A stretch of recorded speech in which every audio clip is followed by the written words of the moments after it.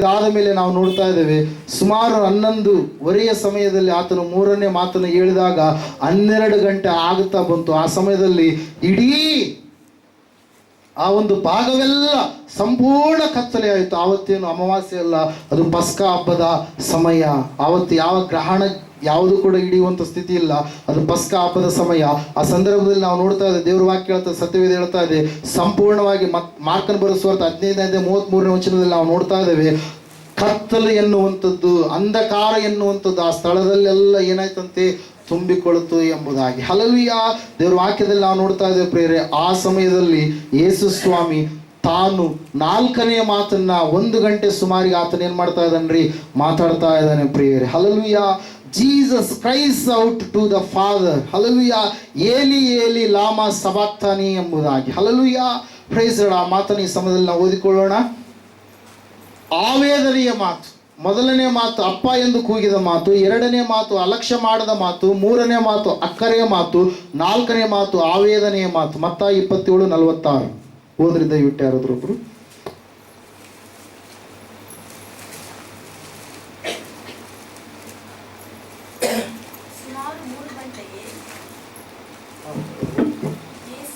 ಯೇಸು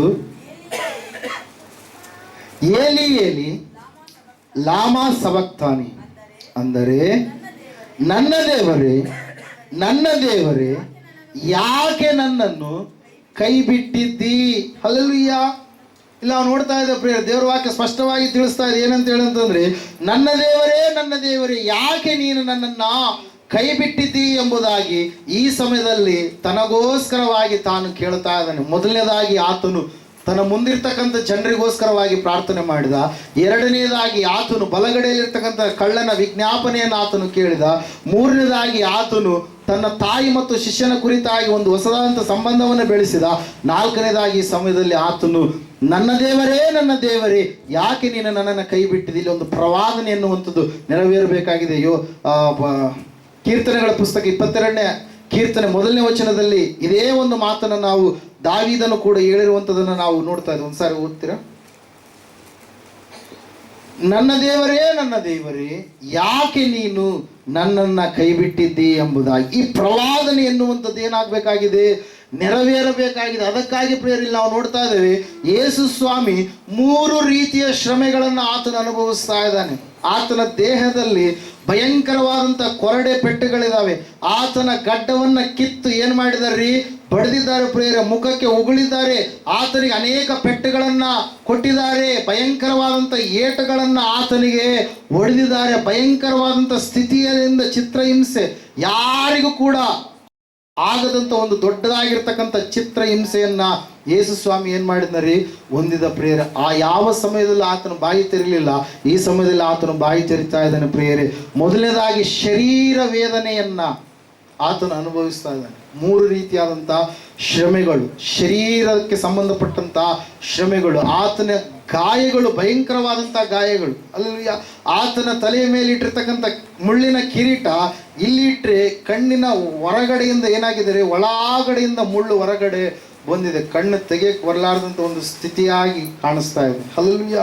ಭಯಂಕರವಾದಂಥ ರಕ್ತದ ಮಾಂಸದ ಮುದ್ದೆಯೋಪಾದಿಯಲ್ಲಿ ಆತನು ಕಾಣಿಸ್ತಾ ಇದ್ದಾನೆ. ಆ ಒಂದು ಕೊರಡೆ ಏಟುಗಳನ್ನು ಹೊಡೆದ್ರೆ ಆ ಒಂದು ಕೊರಡೆ ಎನ್ನುವಂಥದ್ದು ಭಯಂಕರವಾದಂಥ ರೀತಿಯಲ್ಲಿ ಇರ್ತಾ ಇತ್ತು. ಅದನ್ನು ಒಂದು ಸಾರಿ ಹಿಂಗ ಹೊಡೆದ್ರೆ ಏನಾಗ್ತಾ ಇತ್ತಂತೆ, ಮಾಂಸ ಕಿತ್ತಿ ಹೊರಗಡೆ ಬರ್ತಾ ಇತ್ತು. ಹಲ್ಲೆಲೂಯಾ. ಚಿಕ್ಕದಾಗಿರ್ತಕ್ಕಂಥ ಕಬಾಬ್ ಪೀಸ್ ನೋಡಿರಲ್ಲ, ಹಲ್ಲೆಲೂಯಾ, ಚಿಕ್ಕದಾಗಿ ನೀವು ಯಾವುದಾದ್ರು ಪಲ್ಯ ಕಟ್ ಮಾಡಿದ್ರೆ ಚಿಕ್ಕ ಚಿಕ್ಕ ಪೀಸ್ಗಳಾಗ್ತಾವಲ್ಲ, ಅಂತಹ ಪೀಸಿನೋಪಾದಿಯಲ್ಲಿ ಆತನ ದೇಹ ಹೊರಗಡೆ ಏನಾಗ್ತಾ ಇತ್ತಂತ್ರಿ, ಬರ್ತಾ ಇತ್ತು. ಈ ಕಡೆ ಒಬ್ಬ ಸೈನಿಕ, ಆ ಕಡೆ ಒಬ್ಬ ಸೈನಿಕ.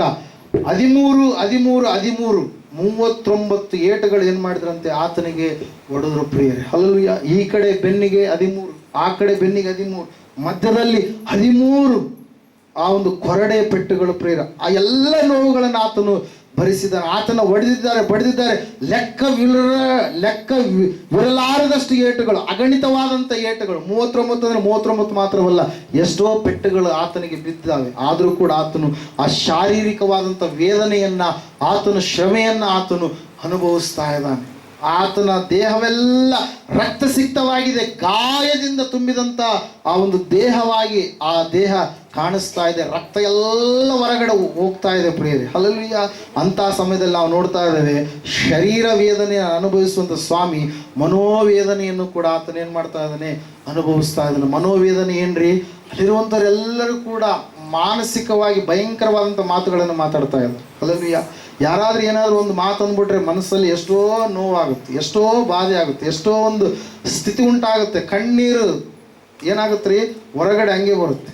ಆದರೆ ಯೇಸು ಸ್ವಾಮಿಗೆ ಎಷ್ಟೋ ಮಾತುಗಳು, ಆ ಮಾತುಗಳೆಲ್ಲವನ್ನೂ ಕೂಡ ಆತನ ಏನು ಮಾಡ್ತಾ ಇದ್ದಾನೆ, ಸಹಿಸಿಕೊಳ್ತಾ ಇದ್ದಾನೆ ಪ್ರಿಯರೇ. ಮನೋವೇದನೆ ಎನ್ನುವಂಥದ್ದನ್ನ ಕುರಿತಾಗಿ ಇನ್ನೊಂದು ರೀತಿಯಲ್ಲಿ ನಾವು ಆಲೋಚನೆ ಮಾಡುವಾಗ, ಆತನ ಸಂಗಡ ಇರಬೇಕಾದಂಥವರೆಲ್ಲರೂ ಕೂಡ ಆತನಿಂದ ಏನಾಗಿದ್ದಾರೆ, ದೂರ ಹೋದವರಾಗಿ ಕಾಣಿಸ್ತಾ ಇದ್ದಾರೆ ಪ್ರಿಯರಲ್ಲಿ. ನಾವು ನೋಡ್ತಾ ಇದ್ದೇವೆ, ಮನೋವೇದನೆಯ ಶ್ರಮೆಯನ್ನು ಆತನು ಅನುಭವಿಸಿದ. ಈ ಎರಡೂ ಶ್ರಮೆಗಳಿಗಿಂತಲೂ ದೊಡ್ಡದಾದಂಥ ಶ್ರಮೆ ಯಾವ ಶ್ರಮೆ ಇರೋದು? ಆತ್ಮವೇದನೆಯ ಶ್ರಮೆ. ಆತನ ಆತ್ಮ ವೇದಿಸಲ್ಪಡ್ತಾ ಇದೆ. ಆತನ ಆತ್ಮ ಏನ್ ಮಾಡ್ತಾ ಇದೆ ರೀ? ವೇದಿಸಲ್ಪಡ್ತಾ ಇದೆ. ಆತನ ಆತ್ಮದ ಕುರಿತಾಗಿ ಸಂಪೂರ್ಣವಾಗಿ ಯೇಸು ಈ ಸಮಯದಲ್ಲಿ ಏಕಾಂಗಿಯಾಗಿದ್ದಾನೆ. ಆವತ್ತಿನ ದಿವಸ ದೊಡ್ಡದಾದಂಥ ಬಹು ಜನರ ಗುಂಪು ಆತನ ಸಂಗಡ ಇತ್ತು. ಆ ಸಮಯದಲ್ಲಿ ಅದ್ಭುತ ಹೊಂದಿದವರು ಆತನ ಸಂಗಡ ಇದ್ರು. ಆ ಸಮಯದಲ್ಲಿ 12 ಜನ ಶಿಷ್ಯರು, 70 ಜನ ಶಿಷ್ಯರು ಆತನ ಸಂಗಡ ಇದ್ರು.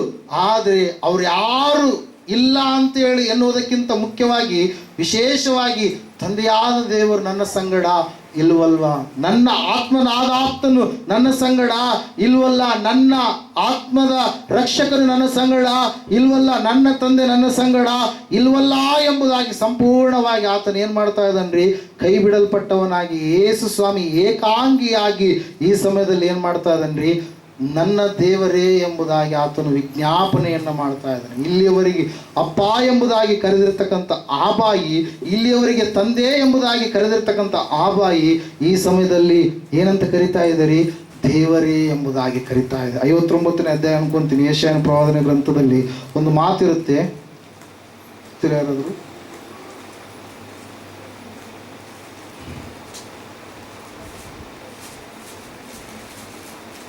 ಮೊದಲನೇ ವಂಶ. ಈಗೋ ಯೆಹೋವನ ಹಸ್ತವು ರಕ್ಷಿಸಲಾರದಂತೆ ಮೋಟುಗೈಯಲ್ಲ, ಆತನ ಕಿವಿಯು ಕೇಳಲಾರದ ಹಾಗೆ ಕಿವುಡಲ್ಲ. ಆದರೆ ನಿಮ್ಮ ಅಪರಾಧಗಳೇ ನಿಮ್ಮ ದೇವರಿಂದ ನಿಮ್ಮನ್ನು ಅಗಲಿಸುತ್ತಾ ಬಂದಿವೆ, ನಿಮ್ಮ ಪಾಪಗಳೇ ಆತನು ಕೇಳಲಾರದಂತೆ ಆತನ ಮುಖಕ್ಕೆ ಅಡ್ಡವಾಗಿವೆ ಎಂಬುದಾಗಿ. ಹಲ್ಲೆಲೂಯಾ. ಇಲ್ಲಿ ನಾವು ನೋಡ್ತಾ ಇದ್ದೇವೆ ಪ್ರಿಯರೇ, ಒಂದು ಪ್ರವಾದನೆ ನೆರವೇರಿಸಲ್ಪಡಬೇಕಾಗಿದೆ.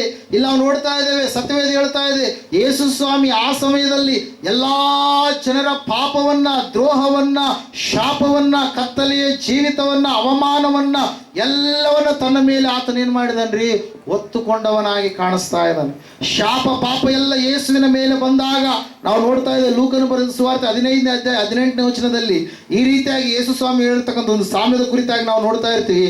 ಅಪ್ಪ, ಪರಲೋಕಕ್ಕೆ ವಿರೋಧವಾಗಿ ಪಾಪ ಮಾಡಿದ್ದೇನೆ, ನಾನು ನಿನ್ನ ಮಗನೆನಿಸಿಕೊಳ್ಳುವುದಕ್ಕೆ ಯೋಗ್ಯನಲ್ಲ, ಯಾಕಂದ್ರೆ ನನ್ನಲ್ಲಿ ಪಾಪ ಇದೆ, ನಾನು ನಿನ್ನ ಮಗನಲ್ಲ ಎಂಬುದಾಗಿ. ನನ್ನನ್ನು ಒಬ್ಬ ಆಳನ್ನಾಗಿ ನೀನು ಸ್ವೀಕಾರ ಮಾಡು ಎಂಬುದಾಗಿ ತಪ್ಪಿ ಹೋದಂಥ ಮಗನು ಕೇಳಿಕೊಂಡಿರ್ತಕ್ಕಂಥ ಒಂದು ಸಂದರ್ಭವನ್ನು ಇಲ್ಲಿ ನಾವು ನೆನಪು ಮಾಡಿಕೊಳ್ಳಬೇಕಾಗಿದೆ ಪ್ರಿಯರಲ್ಲಿ. ನಾವು ನೋಡ್ತಾ ಇದ್ದೇವೆ, ದೇವ್ರ ವಾಕ್ಯ ಹೇಳ್ತಾ, ಸತ್ಯವೇದ ಹೇಳ್ತಾ ಇದೆ, ಆತನು ಪಾಪವನ್ನು ಹೊತ್ತುಕೊಂಡ ಕಾರಣಕ್ಕಾಗಿ ಆತನನ್ನ ಸ್ವಾಮಿ ಏನ್ ಮಾಡಿದ್ದಾರೆ? ದೇವರು ಏನ್ ಮಾಡಿದ್ದಾರೆ? ಕೈ ಬಿಟ್ಟಿದ್ದಾರೆ ಪ್ರಿಯರೇ. ಹಲ್ಲೆಲೂಯಾ. ದೇವ್ರ ವಾಕ್ಯದಲ್ಲಿ ನಾವು ನೋಡ್ತಾ ಇದ್ದೇವೆ, ಸತ್ಯವೇದ ಹೇಳ್ತಾ ಇದೆ, ಅದಕ್ಕಾಗಿ ಆತನು ಪಾಪದ ಪರಿಣಾಮವಾದಂಥ ಫಲಿತವನ್ನ ಆತನು ಅನುಭವಿಸುತ್ತಾ ಇರುವ ಕಾರಣಕ್ಕಾಗಿ ಈ ಸಮಯದಲ್ಲಿ ಆತನು ಏಕಾಂಗಿಯಾಗಿರುವ ಕಾರಣಕ್ಕಾಗಿ ಏಲಿ ಏಲಿ ಲಾಮಾ ಸಬಾಕ್ತಾನಿ, ನನ್ನ ದೇವರೇ ನನ್ನ ದೇವರೇ ಯಾಕೆ ನೀನು ನನ್ನನ್ನು ಕೈ ಬಿಟ್ಟಿದೆ? ಯಾವಾಗಲೂ ಕೂಡ ನನ್ನ ಸಂಗಡ ಇರುವ ಆತನು ನೀನಲ್ವಾ, ಹಗಲು ಇರುಳು ನನ್ನ ಜೊತೆ ಇರುವ ಆತನು ನೀನಲ್ವಾ ಎಂಬುದಾಗಿ ಇರುವಂತ ಯೇಸು ಈ ಸಮಯದಲ್ಲಿ ಆತನು ಶಿಷ್ಯರಿಂದ ಕೈ ಬಿಡಲ್ಪಟ್ಟಿದ್ದಾನೆ, ತನ್ನ ಜೊತೆಯವರಿಂದ ಕೈ ಬಿಡಲ್ಪಟ್ಟಿದ್ದಾನೆ, ಸ್ನೇಹಿತರಿಂದ ಕೈ ಬಿಡಲ್ಪಟ್ಟಿದ್ದಾನೆ, ತಾನು ಅದ್ಭುತಗಳನ್ನ ಯಾರಿಗೆ ಜೀವಿತದಲ್ಲಿ ಅದ್ಭುತ ಹೊಂದಿದವರಿಂದಲೂ ಕೈ ಬಿಡಲ್ಪಟ್ಟಿದವನಾಗಿದ್ದಾನೆ.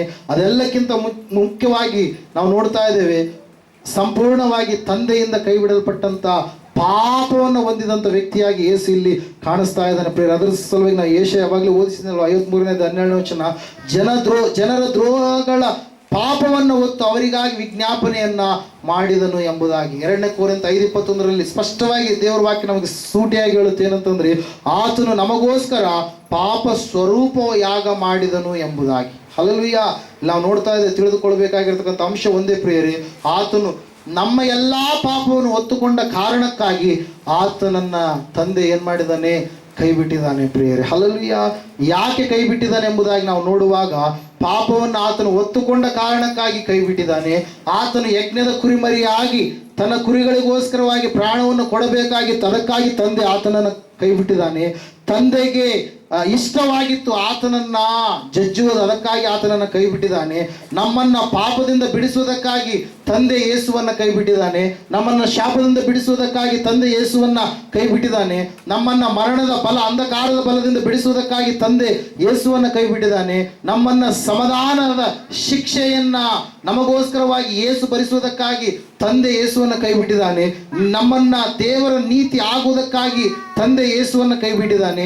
ನಿತ್ಯ ಜೀವದ ಕಡೆಗೆ ನಮ್ಮನ್ನು ನಡೆಸುವುದಕ್ಕಾಗಿ, ತನ್ನ ಮಕ್ಕಳಾಗಿ ನಮ್ಮನ್ನ ಇರಿಸುವುದಕ್ಕಾಗಿ ತಂದೆ ಅಪ್ಪ ಯೇಸುವನ್ನ ಕೈ ಬಿಟ್ಟಿದ್ದಾನೆ ಪ್ರಿಯರೇ. ನಾವು ನೋಡ್ತಾ ಇದ್ದೇವೆ ಪ್ರಿಯರೇ, ದೇವ್ರ ವಾಕ್ಯ ಹೇಳ್ತಾ, ಸತ್ಯವೇದ ಹೇಳ್ತಾ ಇದೆ, ಆತನು ಕೈ ಬಿಡಲ್ಪಟ್ಟವನಾಗಿ ಬಹು ಜನರ ವಿಜ್ಞಾಪನೆಗಳಿಗೋಸ್ಕರವಾಗಿ ಆತನು ಏನ್ ಮಾಡಿದಂತೆ, ದ್ರೋಹಗಳಿಗೋಸ್ಕರವಾಗಿ ಆತನು ಏನ್ ಮಾಡಿದಂತ್ರಿ, ವಿಜ್ಞಾಪನೆ ಮಾಡಿದ ಪ್ರಿಯರೇ. ಆ ಸಮಯದಲ್ಲಿ 4ನೇ ಮಾತಾದ ಮೇಲೆ